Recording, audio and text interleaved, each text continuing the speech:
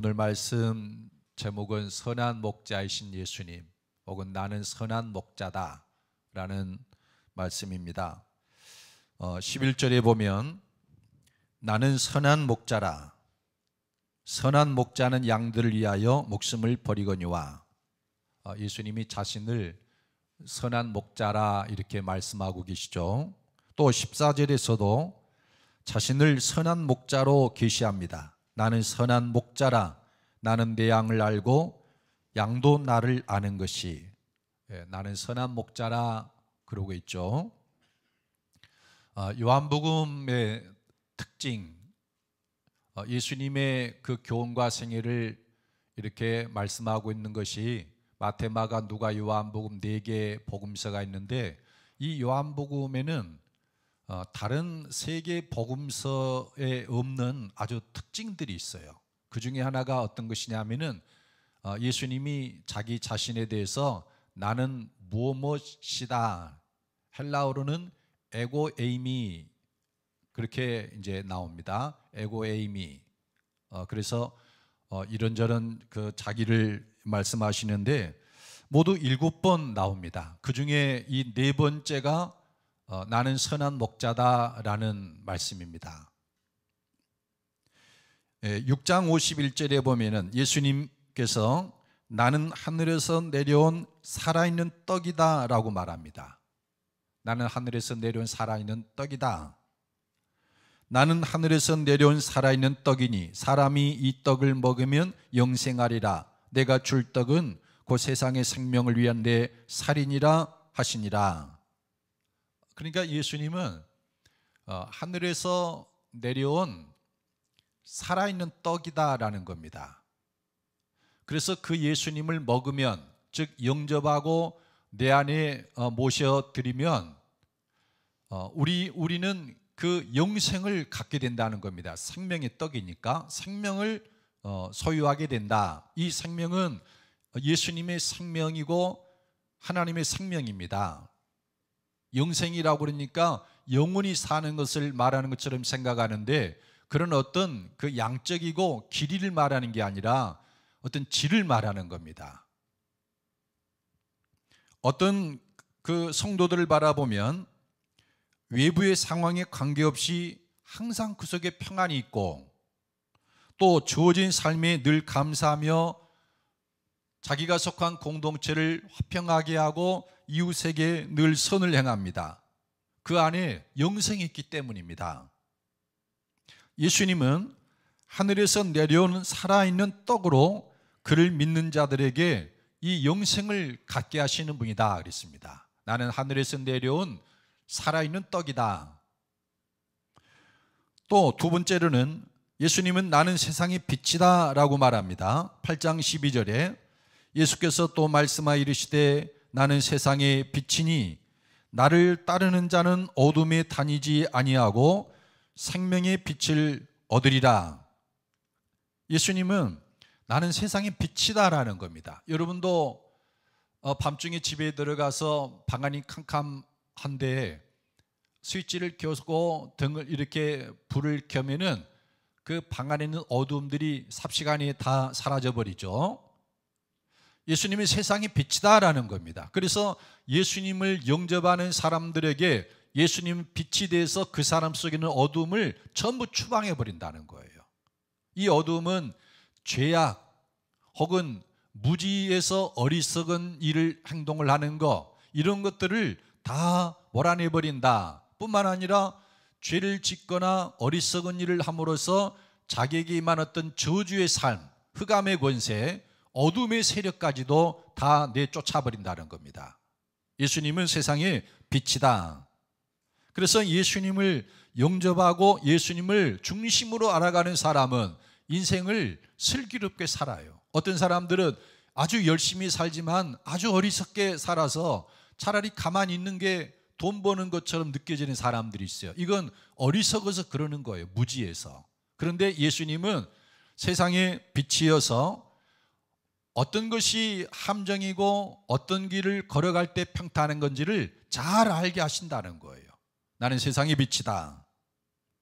그 다음에 세 번째로는 나는 양의 문이다 그랬습니다. 지난주에 우리가 7절의 말씀에 그러므로 예수께서 다시 이르시되 내가 진실로 진실로 너희에게 말하노니 나는 양의 문이라. 이 문은 그 양들, 우리 안에 있는 양들을 보호하기 위해서 만들어 놓은 것이죠. 절도나 강도가 들어와서 밤중에 양들을 훔쳐가는 거, 이거를 막기 위한 것인데, 양의 우리에는 목자도 들어오지만 종종 절도와 강도들도 들어옵니다. 목자는 사나운 짐승들로부터 양을 구원하고 또 들어가며 나오며 꼴을 얻게 합니다. 그러기 위해서 양들에게 오는 사람이에요. 그러나 절도와 강도는 도둑질하고 죽이고 멸망시키려고 하는 사람입니다. 이 둘의 차이점은 목자는 양의 우리의 문을 통해서 들어오는데 절도와 강도는 다른 데로 들어온다고 그랬어요. 예수님은 양의 문이다. 그래서 어떤 인류의 위대한 스승이나 선생이 우리에게 다가올 때, 그리고 사람들이 이분을 믿고 이분의 가르침을 따르라고 할 때 이분이 예수님의 이름으로 오느냐, 그러면은 목자고, 그렇지 않은 사람들은 절도와 강도라는 겁니다. 지난 시간에 말씀드린 바와 같이 독일의 신학자 불트만은 구약의 모세와 선지자들도 절도와 강도다라고 말했습니다. 그러니까 참된 진리신 예수님이 오신 다음에 여전히 모세의 가르침을 따른다면 그는 모세는 절도와 강도다. 그리고 오늘 네 번째로 에고에임이 나는 무엇이다 해서 나는 선한 목자다라고 말합니다. 11절에 나는 선한 목자라, 선한 목자는 양들을 위하여 목숨을 버리거니와, 나는 또 14절에도 나는 선한 목자라, 나는 내 양을 알고 양도 나를 아는 것이, 나는 선한 목자다라는 겁니다. 이 나는 선한 목자다라고 하는 말은 무슨 뜻일까요? 이 말은 우리가 구원을 받고 풍성한 삶을 얻으려면 예수님을 믿어야 한다는 뜻입니다. 나는 선한 목자다. 예수님이 이렇게 자기 계시려는 그 이유는 사람들이 구원을 얻고 풍성한 삶을 얻으려면 예수님을 믿어야 된다, 영접해야 된다는 겁니다. 사람들마다 어떻게 하면 인생을 성공적으로 살고 또 풍요롭고 행복하게 살 것인가, 그렇게 모두가 다 생각을 하죠. 그리고 나름대로 그 목적하는 삶을 얻기 위해서 애쓰고 노력합니다. 그런데 예수님 말씀합니다. 너희가 구원을 받고 풍성한 삶을 살려면 선한 목자인 나를 영접하라라는 겁니다.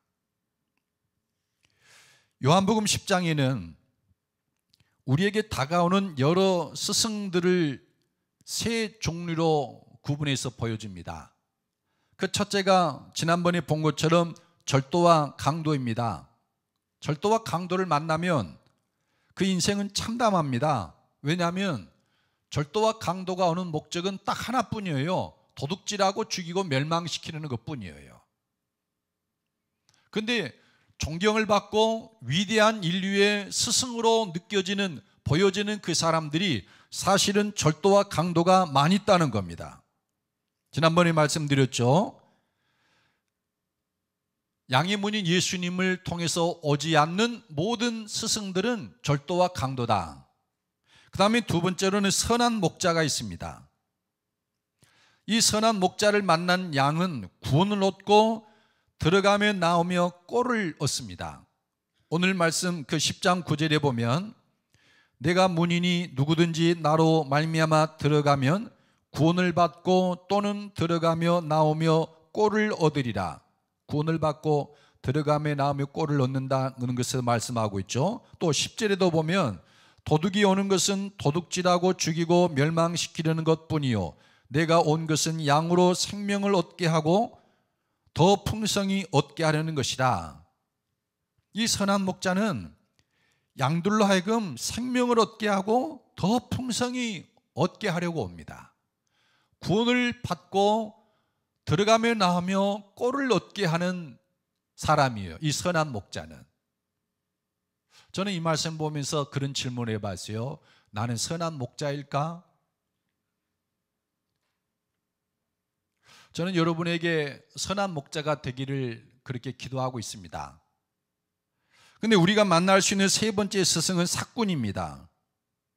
삭군도 선한 목자와 다름없이 목자입니다. 그래서 양 우리의 문을 통해서 양에게 다가옵니다. 그래서 이 점에서 삭군은 선한 목자와 다를 점이 없어요. 그런데 이 삭군은 선한 목자와 결정적으로 다른 것이 하나가 있는데, 자기 안위가 염려될 때 선한 목자는 죽기를 각오하고 양을 지키는데 삭군은 달아나 버려요. 왜냐하면 사나운 그 사자나 곰이 왔을 때, 혹은 몇 사람의 강도가 들어왔을 때 맞서 싸우다가는 양을 지키려다가는 자기가 해를 입을 것이 보이거든요. 그러니까 양의 안위보다도 자기 안위를 더 염려해서 달아나 버리는 거예요. 그러나 선한 목자는 목숨을 내놓고 양들을 지킨다라는 거예요. 11절과 12절에 보면, 나는 선한 목자라 선한 목자는 양들을 위하여 목숨을 버리거니와 삭군은 목자가 아니요 양도 제 양이 아니라 이리가 오는 것을 보면 양을 버리고 달아나나니 이리가 양을 물어가고 또 해치느니라. 저 역시 이 삭군을 묵상하면서 질문해 봤어요. 나는 삭군일까? 슬픈 일이지만 저를 비롯해서 이 땅의 모든 예수님의 이름으로 와서 목회를 하는 목사님들이나 혹은 여러 사역자들은 삭군입니다. 이거 참 모욕감이 들지 모르겠지만 어쩔 수 없는 거예요. 목자이신 예수님이 고용한 삭군이다라는 거예요. 왜냐하면 예수님이 선한 목자는 단 하나, 예수님 자신이라고 말하기 때문이에요. 16절에 또 이 우리에 들지 아니한 다른 양들이 내게 있어 내가 인도하여야 할 터이니 그들도 내 음성을 듣고 한 무리가 되어 한 목자에게 있으리라. 그러니까 진정한 선한 목자는 예수님 한 분뿐이라는 거예요. 그러면 다른 예수님의 이름으로 온 모든 목자들은 뭡니까? 삭군 목자죠. 참, 저한테 지금 하는 이야기입니다. 몇 년 전 어떤 목사님이 강단에서 설교를 하시는데, 이 삭군 목자들아 그러면서 호통을 치고 난리를 치는 거예요. 예배가 끝나고 제가 그 목사님께 이렇게 말했습니다. 선한 목자는 예수님뿐이지 않습니까? 그러니 우리는 삭군 아닌가요? 절도와 강도가 아닌 것만으로도 천만다행으로 생각합니다. 다만 제가 바라는 것은 삭군이니 받은 삭값이나 제대로 했으면 합니다. 그렇게 말씀을 드렸어요. 그랬더니 그분이 그러더라고요. 그거 말씀되네요. 여러분, 그게 현실입니다. 제가 이 말씀을 드리는 것은 저나 여러분이 믿고 따라야 할 진정한 목자는 예수님 뿐이라는 것을 말씀드리게 한 거예요. 물론 하나님이 각 교회마다 목회자를 세우고 그들을 통해서 사역을 하니까 성도들은 그를 신뢰하고 따르고 함께 힘을 합쳐서 하나님 나라를 위해서 일해야 됩니다. 그러나 우리 모두가 다 한 가지 유념해야 될 것은 진정한 선한 목자는 예수님 한 분이다, 이걸 알아야 돼요. 그러니까 모든 공동체에 소속한 모든 성도들이 바라볼 분은 예수님이시다라는 거예요. 어떤 목사님은 자신이 선한 목자로 생각하고 있고 또 성도들에게 선한 목자로 인정받고자 합니다. 좋은 의도라고 생각합니다. 저 역시 마찬가지입니다. 그러나 영적으로 분별할 때 예수님 외에 누가 선한 목자가 될 수 있습니까? 예수님 외에 누가 우리의 영혼을 구원하고 우리를 구원하며 누가 우리로 하여금 들어가며 나오며 꼴을 먹게 할 수 있습니까? 예수님 외에 누가 우리로 생명을 얻게 하고 더 풍성히 얻게 할 수가 있겠습니까? 우리는 다만 그 예수님을 증거하고 여러분으로 하여금 그 예수님을 바라보고 신뢰하게 만드는 그 일 할 뿐이에요. 그러므로 여러분, 예수님 믿으십시오. 예수님의 음성에 귀 기울이십시오. 그리고 예수님만 따라 보십시오. 그러면 생명을 얻게 하고 더 풍성케 하시는 예수님의 은혜를 온전히 누릴 수 있을 것입니다. 저는 지난주 성경을 읽으면서도 틈틈이 찰스 피니의 믿음의 기초란 책을 읽었습니다. 어떤 분이 카페에 들어와서 우리가 전하는 십자가 부활의 복음을 찰스 피니가 이렇게 말했노라고, 그래서 그거를 올려놓고 이게 사실일까요? 성경적일까요? 라는 질문을 해서, 그래서 없는 책 이렇게 보내달라고 그래가지고 틈틈이 읽었습니다. 근데 피니가 이런 말을 하는 걸 제가 보았는데, 그러니까 찰스 피니는 우리 그리스도인들이 성화되려면, 그러니까 우리가 이 세상 사람이 되지 아니하고 하나님의 사람이 되어서 하나님 편에서 일하는 사람이 되려면 예수님을 목자로 영접해야 된다는 겁니다. 그러면서 이런 말을 했는데, 예수님을 실제적으로 경험하면서 지속적으로 그리스도를 의지하는 가운데 자신에게 목자로서 계시된 경우는 아직도 여전히 극소수인 것처럼 보인다. 이게 영어로 써놔서 우리말로 번역하면, 우리가 번역한 말을 들으면 어렵죠. 제가 쉬운 우리말로 옮겨보겠습니다. 그러니까 예수님을 믿기는 하지만 예수님과 자신이 목자와 양의 관계를 맺고 예수님을 전적으로 신뢰하고 따르는 그리스도인은 매우 드물다라는 겁니다. 우리 그리스도인들이 다 예수님을 주와 그리스도로 믿죠. 그런데 예수님을 나의 목자로 영접을 해서 마치 양들이 그 목자의 음성만 듣고 쫄쫄쫄쫄 따라다니는 것처럼 그리스도인들 중에 예수님을 목자로 영접해서 예수님만 따르는 그런 신자들은 극히 드물다. 그래서 예수님이 목자로서 계시된 그 성도들은 극소수다라는 거예요. 이걸 이제 그분이 목회하고 큰 부흥운동을 하면서 목격한 성도들의 그 상태를 그렇게 말해준 거죠. 오늘날이라고 뭐 다를 게 어디가 있겠습니까? 또 이렇게도 말합니다. 어떤 사람들은 자신의 필요와 그리스도의 충만함 두 가지 모두가 성령에 의해 마음속에 계시되었을 때 예수님이 나의 목자가 된 것이 저절로 이루어진다고 생각하는 잘못에 빠져듭니다. 그러나 그리스도를 실제적으로 영접하지 않고 목자이신 그리스도께 자신을 맡기지 않는 한 그들이 시험에 직면했을 때 유혹에 넘어지지 않도록 자신을 지탱해주는 어떤 도움심도 없다는 사실에 직면하여 수치심을 느끼게 될 것입니다. 이런 말도 있어요. 무슨 말인가 하면, 신자들은 자기가 하나님 앞에 기도했을 때 하나님께로부터 응답을 받고 또 성령 충만한 어떤 체험을 하게 되면 예수님이 목자고 내가 양이 되는 그 관계가 저절로 이루어진 것으로 생각을 한다는 겁니다. 그냥 오해라는 거, 잘못된 거라는 거예요. 그러니까 예수 그리스도가 나의 목자가 되는 것은 예수님을 실제적으로 영접하고 자신을 예수님께 전적으로 맡기고 따르는 차원으로 나아가지 않으면 여전히 그리스도는 나의 목자가 아니다라는 것이에요.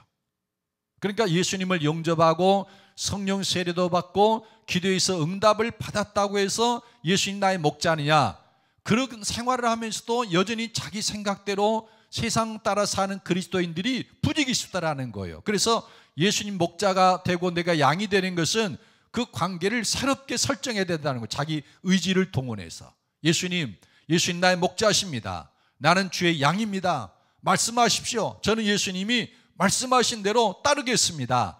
그 결단이 이루어지고 그 삶이 이루어졌을 때 실제적으로 예수님이 내 목자가 된다는 겁니다. 피니의 관찰과 그 말하는 것이 저는 전적으로 옳다고 생각을 합니다. 그러니까 예수님을 나의 목자로 삼은 그리스도인들이 그리 많지 않다는 것이고, 그 삶은 예수님이 인도하시는 대로 따라가는 그런 아주 순수한 삶이라는 거예요. 예수님이 나의 목자가 된다는 것은 무엇을 의미할까요? 여러분 11절에서 16절 읽어보십시다. 11절에서 16절 시작. 나는 선한 목자라. 선한 목자는 양들을 위하여 목숨을 버리거니와 삭구는 목자가 아니요 양도 재앙이 아니라 이리가 오는 것을 보면 양을 버리고 달아나나니 이리가 양을 물어가고 또 해치느니라. 달아나는 것은 그가 삭구니 까닭에 양을 돌보지 아니함이나 나는 선한 목자라. 나는 내 양을 알고 양도 나를 아는 것이 아버지께서 나를 아시고 내가 아버지를 아는 것 같으니 나는 양을 위하여 목숨을 버리노라. 또 이 우리에 들지 아니한 다른 양들이 내게 있어 내가 인도하여야 할 터이니 그들도 내 음성을 듣고 한 무리가 되어 한 목자에게 있으리라. 그러니까 이 말씀은 예수님이 선한 목자가 된다는 것이 무엇을 의미하는지 세 가지를 보여줍니다. 그 첫째는 선한 목자는 자기 자신보다 양의 안위에 더 관심을 가집니다. 삭군하고는 전혀 반대죠. 삭군은 자기의 안위를 위해서 목자가 된 것이고, 선한 목자는 자기 목숨이 끊어지는 한이 있더라도 양들을 지킨다는 거예요. 돌본다는 겁니다. 11절에 나는 선한 목자라. 선한 목자는 양들을 위하여 목숨을 버리거니와. 그러니까 이 선한 목자와 삭군은 평안할 때, 아무 일도 없을 때는 구분이 안 돼요. 그런데 어떤 위기가 닥쳐왔을 때, 밤중에 절도와 강도가 무장하고 들이닥쳤을 때, 혹은 어두운 숲속을 지나갈 때 사자나 곰이 덮쳤을 때, 이때 삭군이냐 선한 목자냐가 딱 구분이 되는 거예요. 선한 목자는 잘못하면 자기도 죽을 것 같으니까는 달아나 버리는 거예요. 걸음아 나 살려라 하고서. 그런데 선한 목자는 끝까지 지키는 거예요. 삭군과 다른 거예요. W.M. 톰슨이라는 사람이 성지와 성서라는 책을 썼는데, 갈릴리 그 호수와 다볼산 그 사이에서 일어난 일이었는데, 한밤중에 목자가 양을 지키고 있는데 베두인족 세 사람이 강도로 돌변해서 양을 훔치려고 왔습니다. 근데 이 목자는 양을 지키기 위해서 세 명의 강도와 맞서 싸웠는데, 강도들이 휘두르는 터키 그 도끼로 갈기갈기 난도질해서 양 그 틈 사이에서 죽어 있더라는 거예요. 그래서 선한 목자는 그렇게 양들을 위해서 목숨을 버린다는 것입니다. 여러분, 우리를 위해서 목숨을 바친 분은 누구입니까? 예수님이에요. 십자가에 달려서 우리를 구원하여 생명을 얻게 하고 더 풍성히 얻도록. 그래서 예수님은 자기에게 죽음이 다가오는 것을 알면서도 예루살렘으로 올라갔고 성전에서 많은 사람에게 가르쳤어요. 얼마든지 피할 수 있는 길이 있었음에도 불구하고 예수님은 자기에게 다가오는 그 위험을 맞이한 겁니다. 양들을 위해서. 그 다음에 두 번째로, 선한 목자는 양을 알고 양도 목자를 압니다. 14, 15절에 보면 나는 선한 목자라. 나는 내 양을 알고 양도 나를 아는 것이 아버지께서 나를 아시고 내가 아버지를 아는 것 같더니 나는 양을 위하여 목숨을 버리노라. 양들은 자기를 잡아도 소리를 지르지 않는다고 그래요. 어떤 양들은. 그래서 미련해 보인다고 이렇게 말을 하는데, 한 가지 점에서는 아주 똑똑해요. 뭐냐면은 자기 목자를 알아보는 것, 이 점에 있어서는 아주 똑똑합니다. 목자의 목소리라든지 평상시에 그 양들을 부를 때 내는 어떤 소리에 아주 민감해요. 그래서 자기 주인이 선한 목자가 와가지고 부르면 그대로 응답을 하고 따라와요. 그런데 아무리 가장을 하고 비슷하게 말해도 그 부르는 소리가 약간만 달라도 분별해서 양들은 전혀 미동도 하지 않는 거예요. 그리고 가까이 오면 아예 도망을 가버려요. 그러니까 양들은 목자를 안다는 겁니다. 그리고 목자도 양을 알아요. 그래서 목자와 양의 관계가 그렇다는 겁니다.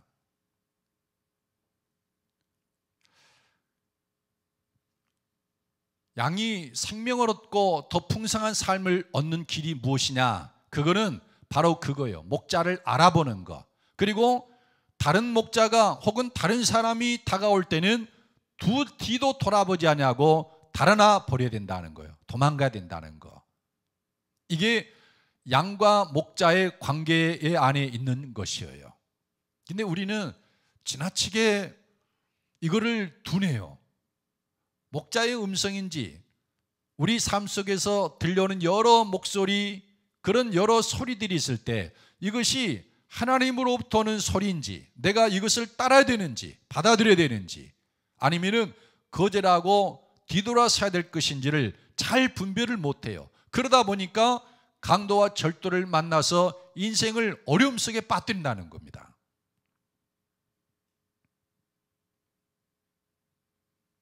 왜 우리가 고통을 당하는가? 왜 우리가 갑자기 파멸을 당하는가? 왜 인생이 행복에 이르지 못하고 풍성함에 이르지 못하는가? 이거를 못해서 그렇다는 겁니다. 목자의 음성인가 아닌가를 잘 분별해서 들을 걸 듣고 듣지 말아야 될 것을 거절해야 되는데, 이걸 못하니까 인생이 어렵고 파멸당하고 절도를 맞는 것처럼 그렇다는 겁니다. 여러분 19절로 21절을 읽어보십시다. 시작. 이 말씀으로 말미암아 유대인 중에 다시 분쟁이 일어나니 그 중에 많은 사람이 말하되 그가 귀신 들려 미쳤거늘 어찌하여 그 말을 듣느냐 하며, 어떤 사람은 말하되 이 말은 귀신 들린 자의 말이 아니라 귀신이 맹인의 눈을 뜨게 할 수 있느냐 하더라. 예수님이 말씀을 하니까 그 말씀에 대해서 유대인들 중에 유대인들의 반응이 이렇게 저렇게 나타나고 있죠. 이 말씀으로 말미암아, 지금 말씀이 중요하게 취급되고 있죠.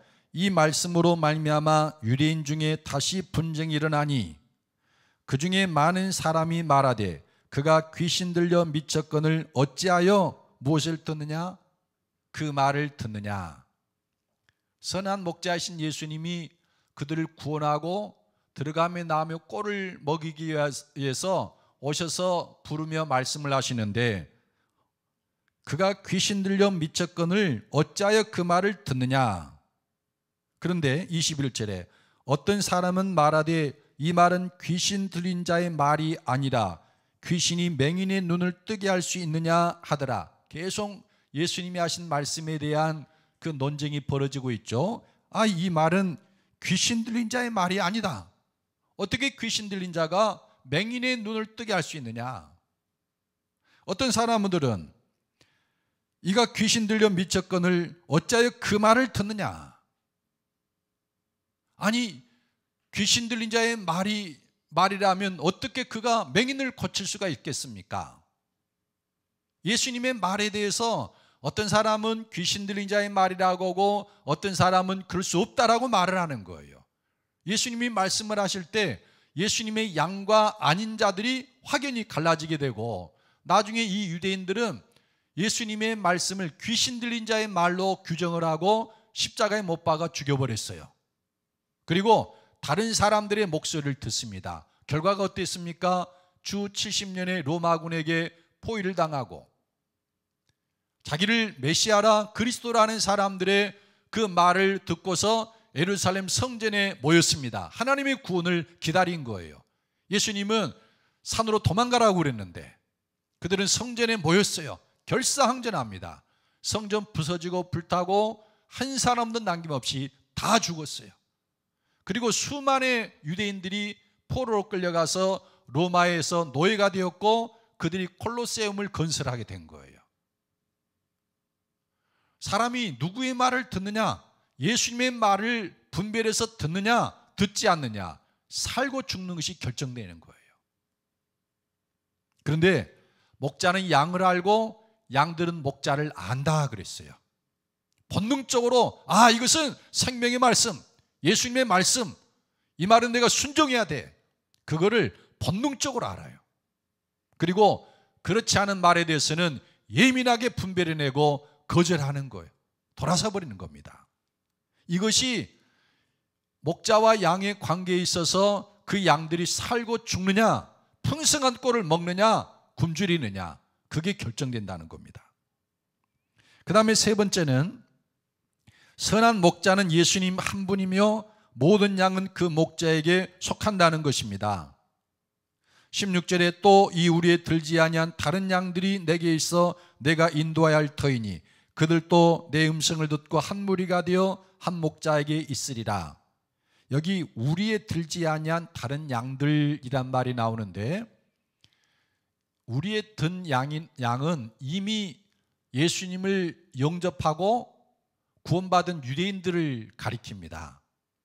근데 우리에 들지 않은 양은 앞으로 복음이 이방인에게 전파돼서 그들이 예수님을 영접하고 구원받게 될 그 이방인들을 가리켜요. 그런데 예수님은 유대인들에게도 선한 목자가 되시겠지만 다시 이 우리에 들지 아니한 이방인들까지도 그들에게도 예수님은 선한 목자다라는 겁니다. 예수님은 유대인이나 이방인에게나 동일하게 선한 목자시다. 그래서 예수님을 영접한 사람들, 예수님을 나의 목자로 삼은 이들은 지금까지는 목자를 잘못 만나서 도둑질 당하고 죽임을 당하고 멸망당한 인생을 살았을지라도 예수님을 영접한 사람은 생명을 얻고 더 풍성한 삶으로 나아가게 됩니다. 예수님 우리의 목자시다라는 겁니다. 여러분, 예수님을 영접하셔서 여러분 구원을 받으시고 생명을 얻으시고 더 풍성한 삶을 누리기를 예수님의 이름으로 축복합니다. 그러니까 현재 우리가 누리고 있는 삶은 아주 기초가 될 수도 있어요. 어떤 분들은 아직 올라서지도 못한 분들이 있을 수 있습니다. 더 풍성히 얻게 하려는 것이다. 여러분, 그 삶으로 사모하며 나아가시길 바랍니다. 예수님을 목자로 삼은 이들이 받는 복은 어떤 것일까요? 창세기 48장을 보면 야곱이 요셉을 축복하면서 이렇게 말합니다. 그가 요셉을 위하여 축복하 이르되 내 조부 아브라함과 아버지 이삭이 섬기던 하나님, 나의 출생으로부터 지금까지 나를 기르신 하나님. 그러니까 야곱이 하나님을 나의 출생으로부터 지금까지 나를 기르신 하나님이라고 이렇게 말해요. 그러니까 우리는 이 말 속에서 하나님을 나의 목자로 믿고 그렇게 섬기던 신앙은 이스라엘 사회에서 아주 오래전부터 있어 왔다는 것을 알 수 있죠. 또 시편 23편에서도 보면은 다윗이 그렇게 고백을 합니다. 여호와는 나의 목자시니 내가 부족함이 없으리로다. 유명한 그 시편 23편의 말씀이죠. 제가 어떤 목사가 되어야 할 것인가, 가장 큰 영향을 끼치신 분이 제 시골 교회 앞회중앙교회인 기창문 목사님이셨, 지금은 고인이 되셨지만 그분은 저에게 뭐 이렇게 저렇게 하라 이렇게 말씀을 안 하셨지만은 삶과 그 목회를 통해서 목사는 이렇게 하는 것이다라는 것을 가르쳐 주신 분이에요. 여러분, 그런 교육이 무서운 겁니다. 그냥 자연스럽게 그분 설교를 듣고 그분의 삶을 이렇게 보면서 이제 그분이 제가 1살 때 우리 교회에 부임하셨고 제가 이제 청년이 돼서 성이 돼서 거기를 떠날 때까지 계속 목회를 하셨으니까 저는 그분만 이렇게 보고 자란 거죠. 아주 훌륭하신 분이었어요. 그래서 제 아내는 제가 책을 통해서 이렇게 배웠다기보다 목회는 저렇게 하는구나, 그거를 어려서부터 그냥 체득을 한 거예요. 그러니까 자연스럽게 그분처럼 나가는 거죠. 근데 제가 책을 통해서 어떤 목사가 되어야 될 것인가, 어떤 목회자가 되어야 될 것인가에 대해서 가장 큰 영향을 받은 것은 참 우습지만 아주 소책자인데 프레데릭 마이어라는 그 사람이 쓴 목자의 시입니다. 시편 23편을 강의한 아주 소책자인데 제가 그거를 가끔씩 떠들어 봐요. 이번에도 이 목자라는 말씀이 나와서 다시 한번 떠들어 봤는데, 제가 그 책을 읽고 마지막에 그런 감상평을 써놨어요.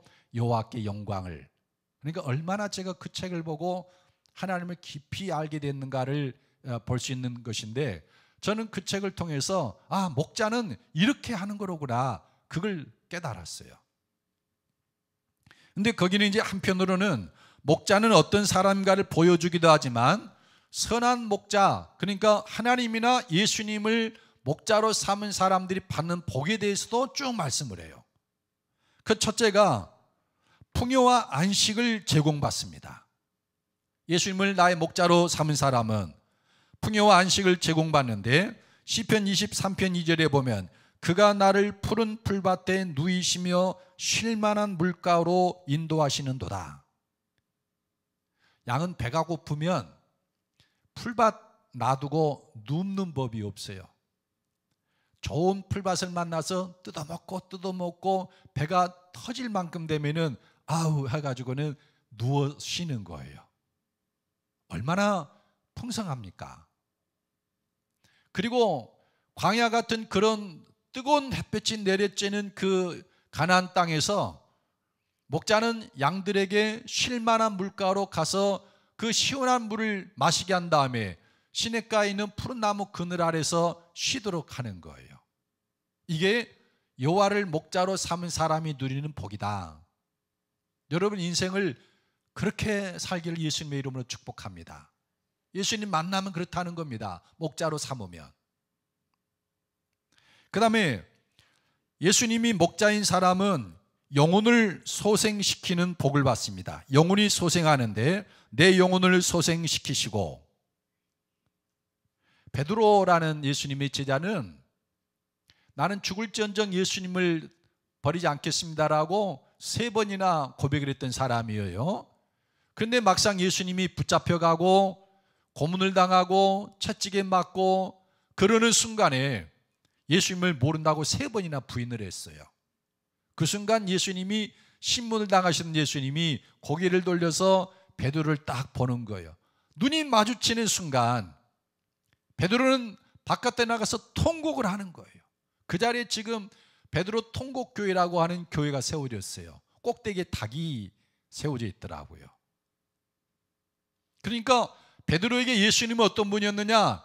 자기 영혼이 미끄러져서 한없이 추락해 가고 있을 때 예수님의 시선과 마주치는 순간 영혼이 소생한 거예요. 내 영혼을 소생시키시고, 또 예수님은 자기를 목자로 섬기고 양이 되어서 따르는 사람들을 의의 길로 인도하십니다. 3절에 시편 23편 3절에 자기 이름을 위하여 의의 길로 인도하시는도다. 목자는 자기 양떼를 항상 싱싱한 풀이 있는 곳으로 이끌어가요. 그리고 어떤 풀밭이 있을 때 그 프리드릭 마이어가 그런 말을 써놓은 걸 제가 읽어봤어요. 미리 가서 양들이 먹어서는 안 되는 독초 같은 것들을 다 파서 없애버린대요. 그러니까 목자가 이끄는 대로 따라간 그 양들은 그냥 막 배가 고프니까 닥치니도 뜯어먹는데 목자가 이미 다 조처를 취해놨다는 거예요. 왜 목자가 그런 노력을 기울이느냐? 이 양들에게 자기의 이름이 걸려있는 거예요. 이 양들이 살찌고 새끼를 잘 낳고, 그리고 양떼가 번성하면은 야, 저 사람 참 유능한 사람이구나, 선한 목자라구나, 그 이름이 걸려있는 거예요. 그러니까 예수님을 영접하고 예수님을 목자로 삼아서 예수님 말씀대로 순종하며 살아가는 사람에게는 예수님의 이름이 걸려있는 거예요. 야, 저 사람이 잘못되면 내 이름이 먹칠을 된다, 내가 수치를 당한다. 그래서 예수님은 자기 이름을 위하여 의의 길로 인도하시는도다 그랬어요. 목자로 삼은 사람에게는. 그리고 인생의 사망의 음침한 골짜기를 지날지라도 안전합니다. 내가 사망의 음침한 골짜기로 다닐지라도 해를 두려워하지 않을 것은 주께서 나와 함께 하심이라. 주의 지팡이와 막대기가 나를 안위하시나이다. 목자는 2개의 기구를 항상 휴대한다고 합니다. 하나는 지팡이, 아주 긴 지팡이인데 끝이 동그래요. 왜냐하면 이게 양들이 낭떠러져 떨어졌거나 아니면 발을 잘못 디뎌서 구덩이에 빠졌을 때 엎드려 가지고 그걸 지팡이를 딱 해가지고는 걸어서 올리는 거예요. 구원해 주는 거죠. 막대기라고 그러는데 막대기라고 하는 조금 그렇습니다만은 몽둥이라고 하는 게 좋을 것 같아요. 그 몽둥이는 못도 박혀 있습니다. 날카로운 어떤 것도 박혀 있어 가지고 곰이나 사자가 오면은 그걸로 맞서서 격퇴시키는 거예요. 그러니까 사나운 짐승들이 몰려오고 그리고 그 사망의 음침한 골짜기로 지나는 그런 시기, 우리 인생이 가끔씩 그런 일 있지 않습니까? 근데 예수님을 목자로 삼은 사람들은 주의 선하심과 인자하심, 주의 지팡이와 막대기가 나를 안위하시나이다, 나를 지켜서 안전하게 하고 유래해 주고 힘을 준다라는 거예요. 그 은혜가 예수님을 목자로 삼은 사람에게 주어지는 겁니다. 시편 23편 5절에 보면은 또 다른 복을 말하고 있는데, 주께서 내 원수의 목전에서 내게 상을 차려주시고 기름을 내 머리에 부으셨으니 내 잔이 넘치나이다.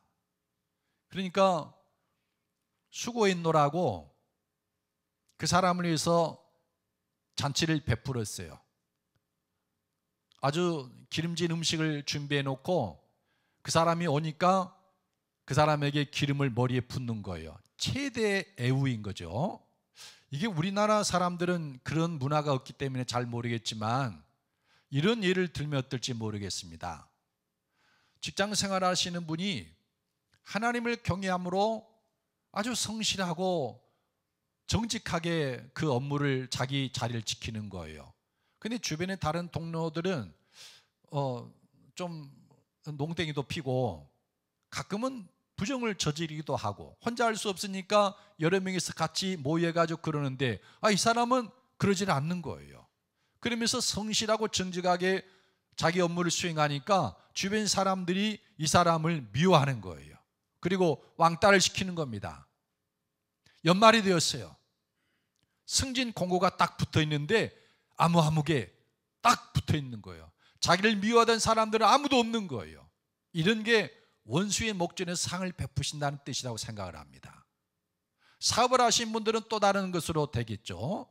그래서 하나님을 나의 목자로 삼은 사람들에게는 내 원수의 목전에서 내게 상을 베푸시고 기름으로 내 머리에 바르셨으니 내 잔이 넘치나이다, 이런 복을 주신다는 겁니다. 그리고 마지막으로 6절에 보면, 시편 23편 6절에 보면 내 평생의 선하심과 인자하심이 반드시 나를 따르리니 내가 여호와의 집에 영원히 살리로다. 자기 인생에 하나님의 선하심과 인자하심이 항상 그리고 반드시 따른다. 두 가지를 썼습니다. 항상 따르고 반드시 따른다. 이 선하심은 호의를 베푸는 거예요. 요셉이 형들을 만났을 때 형들에게 옷 한 벌씩을 주고 음식을 나눠주는데 자기 동생 베냐민에게는 몇 곱절을 더 주는 거예요. 그런 게 호의입니다. 인자하심은 계약관계 안에 있는 끝없는 사랑이에요. 어떤 것을 받아서 베푸는 게 아니라 끝없이 사랑을 베푸는 것이 인자하심입니다. 이 두 가지가 내 평생에 이 선하심과 인자하심이 반드시 나를 따르리니 내가 여호와의 집에 영원히 살리로다.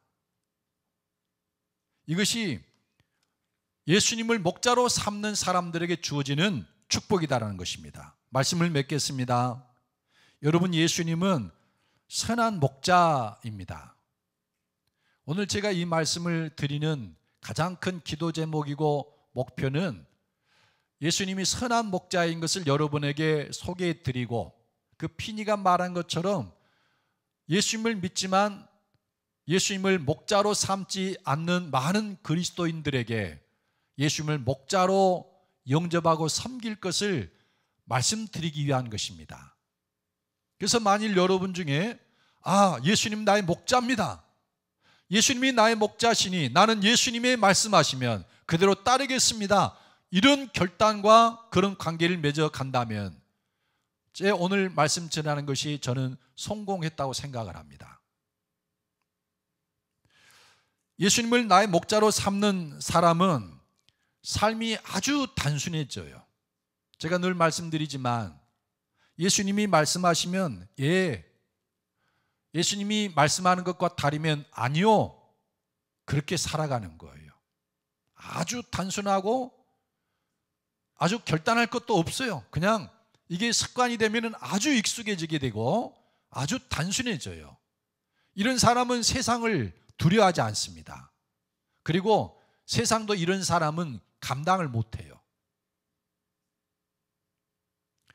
에베소서 2장 2절로 3절은 우리가 허물과 죄로 죽었던 때 그리스도의 십자가에서 옛사람이 죽고 그리스도의 부활의 연합에서 하나님을 향해 산 자가 되기 전에 우리들의 삶의 모습을 보여줍니다. 이 세상 풍조를 따르고 공중권세에 잡은 자를 따르고 육체의 정욕을 따라 살았다. 그런데 예수님을 영접하고 신앙생활한 다음에도 여전히 그렇게 살아가는 분들이 많아요. 이 세상 풍조를 따라 살고 공중의 권세 잡은 자를 따라 살고 자기 육체의 정욕을 따라 살고, 이거는 예수님이 나의 목자가 아직 안 됐다는 증거죠.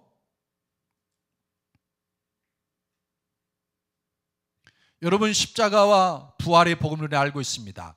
이런 관계가 이루어지지 않았다면 우리는 처음으로 돌아가야 됩니다. 처음은 회개부터 시작을 해요. 하나님, 내가 이런 삶을 돌이키겠습니다. 이건 어리석은 삶이고 미련한 삶인 것을 제가 시인합니다. 이제부터는 나는 예수님을 나의 목자로 섬기겠습니다.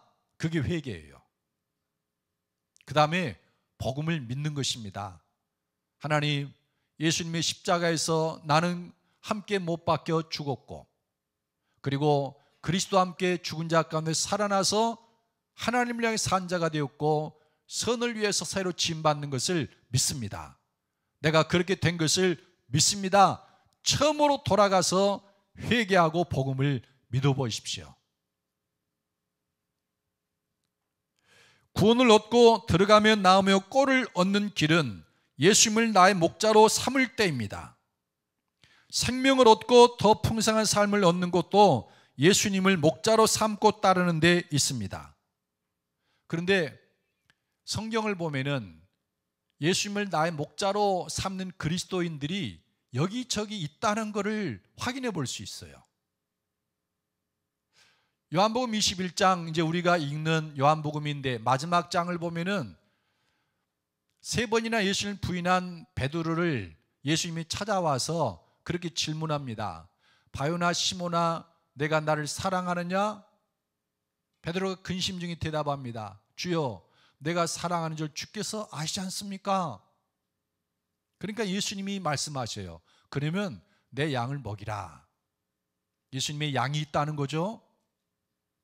네가 예수님의 이름으로 가서 내가 너에게 가르쳐 분반 말을 가르치면 그대로 듣고 따를 사람들이 있다라는 거예요.